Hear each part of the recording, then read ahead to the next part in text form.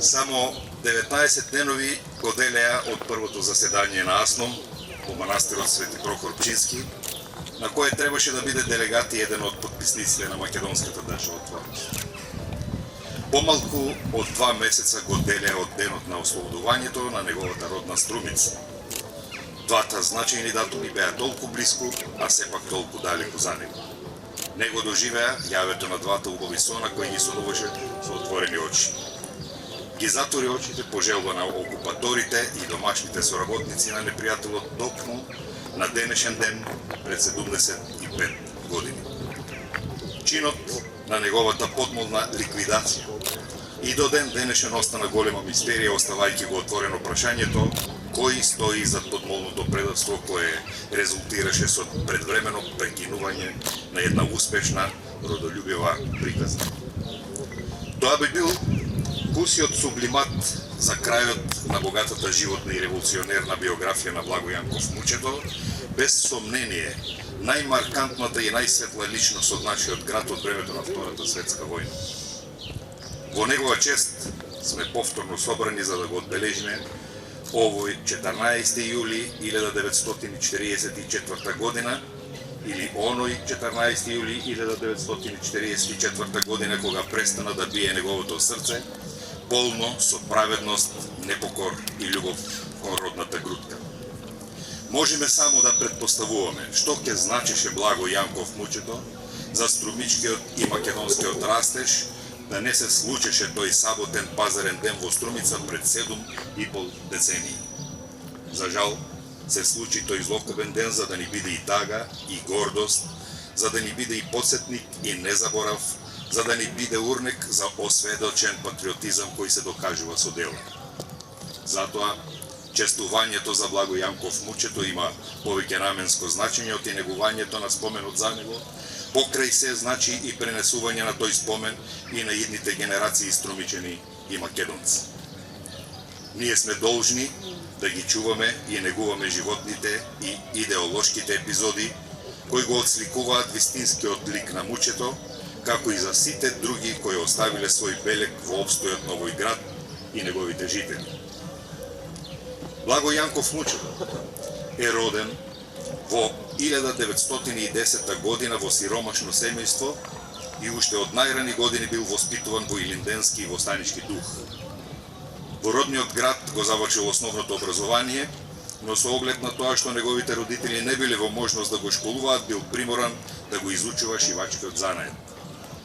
Во Струмица не успеал да најде работа како шивач, па затоа заминал за Белград. Веднаш по неговото вработување во Белград, Благој се зачленил во синдикатот на шивачки работници, со што се вклучил во напредното работничко движење. Како резултат на неговите активности во тоа движење и подоцна како член на Комунистичката партија на Југославија, тој повеќе пати бил апсен, затваран и протеруван за Струмица. Но Благоја и во својот роден град ги поддржувал своите активности со организирање на работничкиот еснав во Обединет синдикат.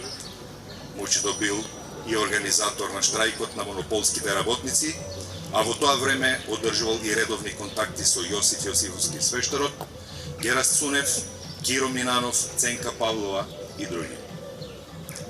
Во септември 1941 година во Скопје бил формиран новиот покраински комитет на Комунистичката партија на Југославија за Македонија, во која бил избран и Благој Јанков Мучето.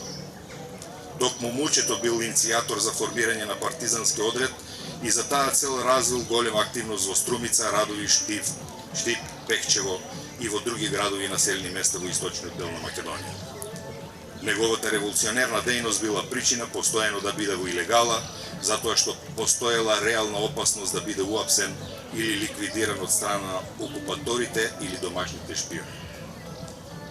Нивните големи напори да го сотрат големиот струмички и македонски револуционер биле остварени на денешен ден пред точно 75 години. Додека како илегалец пиел во една плевна во родната Струмица, Мучето бил предаден, а потоа опколен од полицијата. Тој успел да излезе од плевната и пукајќи кон полицајците почнал да бега кон паркот. За жал, недалеку од овде, пред влезот во Струмичкиот парк, бил смртно погоден и веднаш по убийството неговото безживотно тело било влечено по струмичкото корзо се до општинската зграда. На членовите на семејството не им било дозволено да го земат телото, туку тоа било однесено во близината на река Тркања, каде што несоодветно било закопано.